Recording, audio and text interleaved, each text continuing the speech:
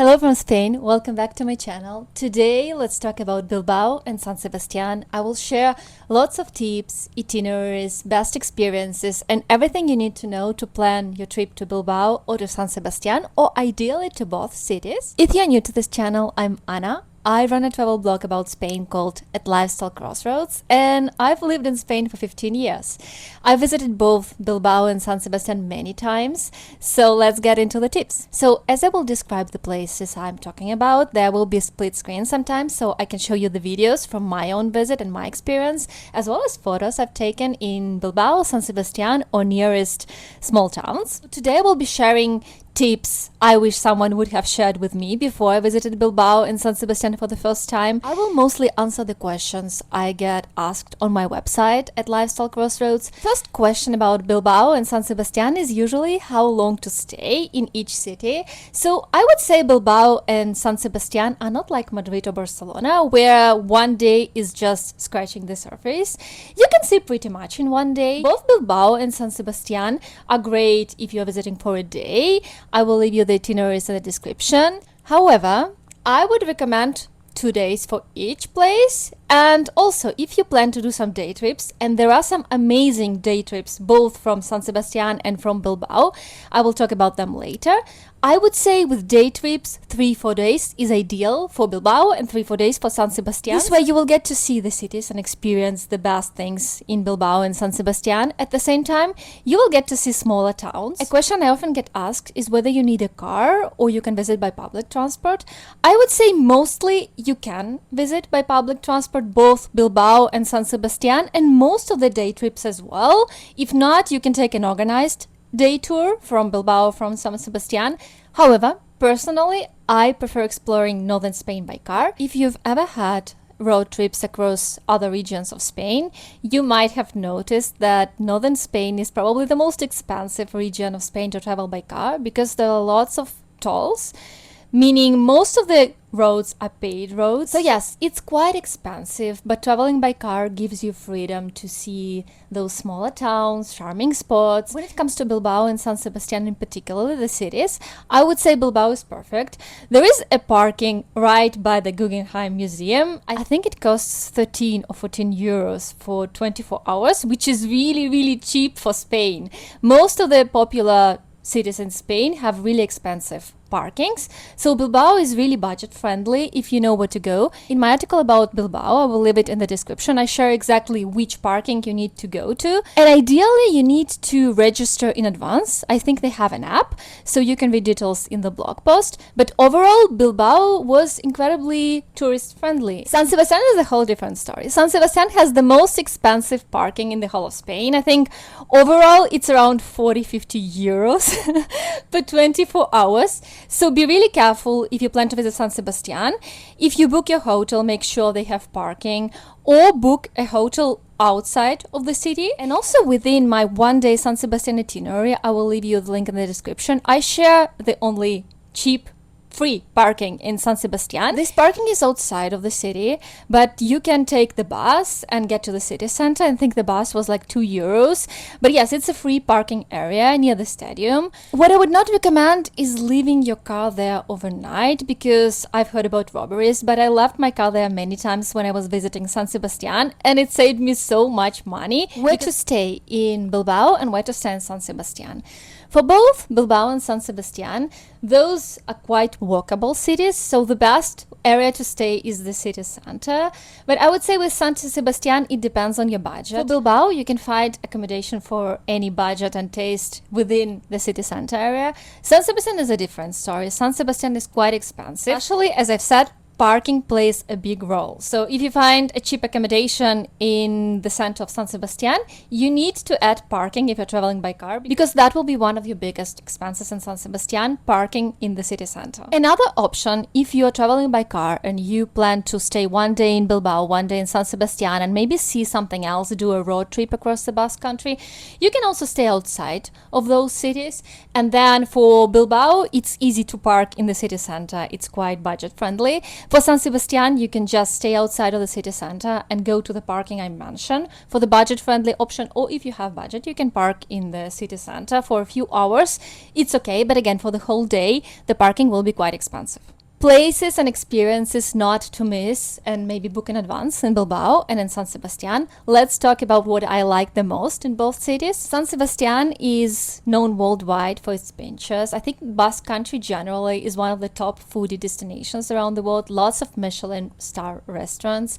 But even without Michelin star and expensive dining, there are lots of amazing Pintxos you can find in San Sebastián. Bilbao also has Pintxos, but I would say San Sebastián has some of the best spots. Essentially, Pintxos are like small bites laid in front of you in bars. They even have a championship every year where local bars and restaurants compete to create the best Pintxo. Personally, I really love Pintxo style dinner or lunch because it allows you to try so many different things, ingredients, combinations, some of them more traditional, others creative. So I would say a Pintxo tour is a must experience in San Sebastián. A tour with a local guide who will take you to the best Pintxo places because they are always in the know what's trending right now in the city and what Pintxos won recent competitions. This is the best option. If you're visiting San Sebastián on a budget, within my article One Day in San Sebastián, I also share probably 5-6 bars and what to try there, exactly which Pintxo you need to order. So for people traveling on a budget, this will be the best option. But again, I highly recommend Pintxo tour. Another must-do experience in San Sebastián is absolutely a cooking class. One of the coolest cooking classes I've ever had in Spain, it was in San Sebastián. Again, it's not a budget-friendly experience, but it's so worth it. So essentially, local chefs will take you to the market, you will do some grocery shopping, and then you go to their kitchen and you get to cook. They explain you local ingredients, some techniques. It's really interesting. Even though I've taken lots of cooking classes in Spain, I feel like that class in San Sebastián, I will leave you the link in the description to the exact class I took. That was one of the best classes ever. I loved it. After the class, you get to eat the food you prepared. A cooking class in San Sebastián was an amazing experience. I highly recommend not missing it out. Another thing not to miss in San Sebastián, San Sebastián is known for incredibly beautiful natural setting. It's located in La Concha Bay. So you can take a cable car and go all the way up to Monte Igueldo. There are several viewpoints on different sides of the bay where you can just take a cable car on one and the other one, I think you can just walk, but the views are beautiful from both sides and they're different, and you can take the views of the whole bay and the small island in the middle. This is spectacular. The cable car itself is quite budget friendly. I think it was a few euros, maybe 4 euros. So it's a must experience in San Sebastián for the best views. Another really traditional experience in San Sebastián most people miss is cider house tour. Cider is one of the most typical drinks in the Basque Country, so learning more about cider making process is an interesting experience. The cider house tour I did, they prepared such a nice meal for us. So after we learned more about cider making process, we tasted cider, we got treated to this traditional Basque meal, which was such a cool experience. Cider houses are usually close to San Sebastián, but they usually pick you up at some location in San Sebastián if it's an organized tour. So cider house tour is another experience I recommend not missing out in San Sebastián. Boat tour is another popular experience in San Sebastián. I loved it, but here I would say it's really difficult to plan because the weather in San Sebastián is unpredictable. It rains a lot, so it might be stormy, and when it's stormy they cancel the tour, so just keep that in mind. If you book a boat tour, it might get cancelled. If it will not get cancelled, it might be quite shaky, so just keep that in mind. We also did the tour, I think it was at sunset, so it was really beautiful. So that's a cool experience for some, but maybe not a match for others. Bilbao. What experience is not to miss in Bilbao? First of all, as I've said, Bilbao is incredibly budget-friendly compared to most Spanish cities. There are some cool free museums, like Fine Arts Museum. Well, this is not the most spectacular arts museum in Spain, in my opinion, but it was free, so it's really cool. You get to learn more about local painters, local artists. It has a mix of traditional and modern art. Forgive me in advance with the Basque names because they're very difficult, so I might make mistakes. The center I also really like was Azkuna Centro. I hope I'm pronouncing it right. Back when I visited Bilbao, they had a really interesting exposition mixing modern art visual performances, nature and bees, which was incredibly interesting. I really enjoyed it. And this center, they make lots of temporary exhibitions. Most of them are free, so highly recommend checking out this one. Guggenheim Museum. Guggenheim Museum is the most famous landmark in Bilbao and in the whole of Spain. Personally, I have mixed feelings as to Guggenheim Museum. First time I visited it maybe 15 years ago, and I felt like it was such a waste of money. Like, the whole building was spectacular. For me personally, the Guggenheim Museum was more about creative architecture and just an interesting and unusual place than art itself. I personally, for some reason, had higher expectations on what I would see inside than I got to see in reality. I should also mention that first time I visited the Guggenheim Museum, I went with my parents, and my dad is incredibly skeptical about this whole modern art concept, and he still, till the present day, he still recalls our visit to Guggenheim Museum, and he's like, oh my god, that's the most horrible museum. But with modern art, I still honestly do not know where I stand myself, because some museums I loved, like MoMA in New York. I loved MoMA in New York, but then the Pompidou Center in Paris, I did not like it, and Guggenheim is somewhere in the middle for me personally. So yes, if you have a budget, you're curious to visit, it's definitely worth visiting, or if you like modern art. But also keep in mind that the Guggenheim Museum might not be worth it for every single visitor. Another museum I really recommend not missing in Bilbao. It's a lesser known museum, but I was really impressed. I think it's called It's As Museum, something like that. I might get the name wrong, but this is such an incredible museum dedicated to the Basque connection with the ocean, including fishing, including building ships. So it was incredibly interesting. I think it was not really expensive, probably €8 or €7, and it felt incredibly unique. There were not so many visitors, and you would see all those ship replicas. Stunning. I really love this museum. Another place I do recommend not missing in Bilbao if you love music is the Jazz Center Bilbao. It's a music center and school organized by an American musician, Joshua Edelman, and he makes really unique performances mixing American jazz and traditional Basque music, jazz and Latin American music. They do not have concerts every single day, but usually they have something on weekends. I will leave you in the description their Instagram in case you want to check out what's next on their agenda, but I highly recommend it if you like music and you want to see some unique performances and support local musicians in Bilbao. Day trips. Best day trips from Bilbao and best day trips from San Sebastián. Here I will share my personal impressions of all the places I saw near Bilbao and near San Sebastián and where I would recommend you to visit. So for Bilbao, I would say my biggest discovery was Guernica. Yes, Guernica is the famous painting by Pablo Picasso. His artwork was inspired by what happened in Guernica. It's one of the most dramatic events in the Spanish history. During the Civil War in Spain, Guernica had one of the most severe bombings. But many historians say the reason that happened is that Guernica is a symbol of the Basque Country. Guernica is known for its ancient tree, the symbol of the resilience of the Basque people. And also, Guernica had the first parliament reunions for the Basque people. It's the most emblematic place in the Basque history, and there is a peace museum you can visit these days, which is incredibly interesting and educational. So overall, I was really surprised by Guernica. I visited on a day trip from Bilbao. I would recommend Guernica to people who are interested in Basque history and want to see something incredibly unique, at the same time really important for the Basque people. Another famous day trip from Bilbao that for me personally was really worth it was Gaztelugatxe.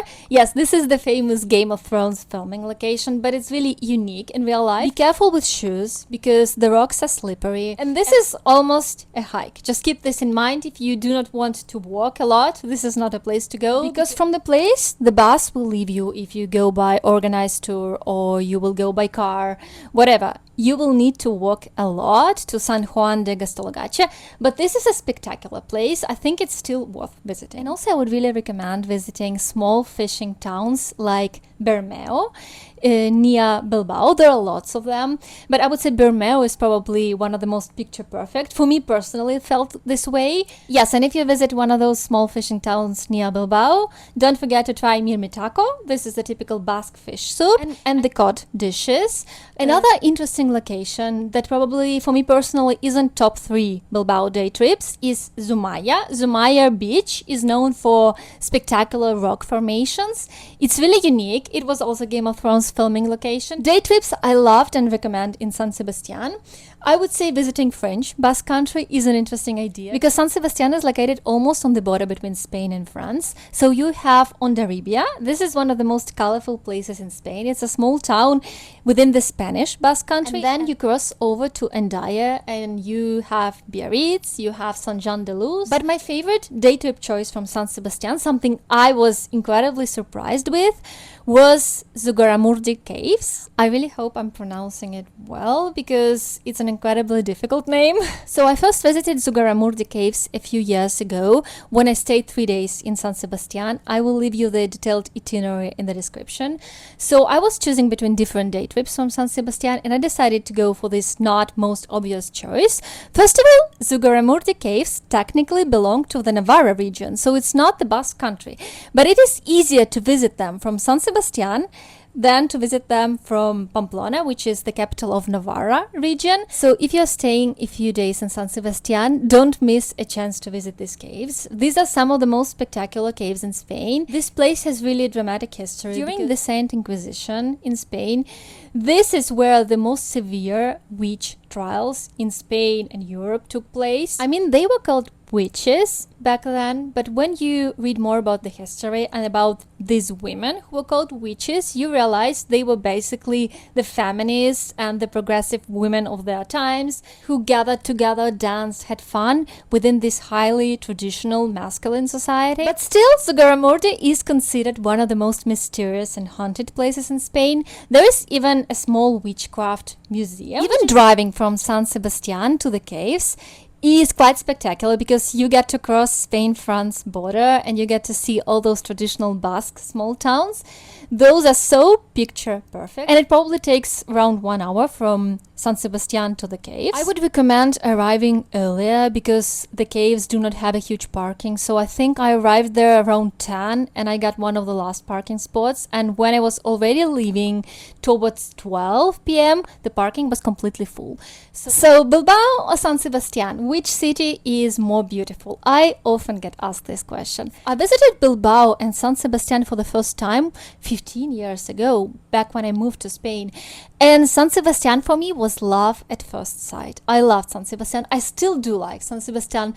Bilbao, on the other hand, I did not like it a lot when I visited it first time. Over the recent years, I got to return to both Bilbao and San Sebastián. More to San Sebastián because I initially loved it. But last time I went to Bilbao, I think it was a year ago, I really loved it. The city surprised me in such a good way. So I would say strictly from the natural setting, architecture, I'm team San Sebastián. I think it's incredibly beautiful. But objectively speaking, when you think of a base for northern Spain road trip, or you want to do lots of day trips, or budget-friendly options are important to you, Bilbao really wins over San Sebastián. Also, both cities are connected with lots of buses, so it's easy to visit Bilbao on a day trip from San Sebastián or San Sebastián on a day trip from Bilbao. So in case you're on a budget, maybe stay in Bilbao and do a day trip to San Sebastián. But personally, I would recommend to stay a few days in Bilbao and a few days in San Sebastián. If you're on a budget, maybe stay outside of San Sebastián. Objectively, you have more day trips from Bilbao than you do from San Sebastián. So Bilbao is a better base for exploring the region than San Sebastián, but San Sebastián is just incredibly beautiful. I would say despite traveling in Spain for 15 years, San Sebastián is still my personal top 3 cities in Spain. Yes, and I forgot to mention foods. Obviously, Bilbao and San Sebastián are both known as foodie destinations in Spain. Yes, going to local bars and trying as many Pintxos as you can is a must-do. Then you need to try Txakoli. Txakoli is the Basque rosé wine, But be really careful to drink it if you have not eaten before, because you might get dizzy. When I was doing the cooking class, I was offered a glass of rosé, of chocolat, and everyone with me was like, no, we do not want to drink before the food. And I was like, yeah, I wouldn't mind. And oh my god, I was so dizzy the whole day. So be careful with this particular wine. Cheesecake. The Basque cheesecake is known worldwide. Lavinia is the most famous place. But recently the chef of Lavinia revealed the recipe, so I will also leave you the recipe in case you want to try to make a Basque cheesecake at home. In any case, trying a Basque cheesecake in San Sebastián in Lavinia is a must-do plan. So these were the main questions I usually get about Bilbao and San Sebastián. I hope this will help you to plan an unforgettable trip to Bilbao or San Sebastián or both. And if you have any other questions, just drop them in the comments.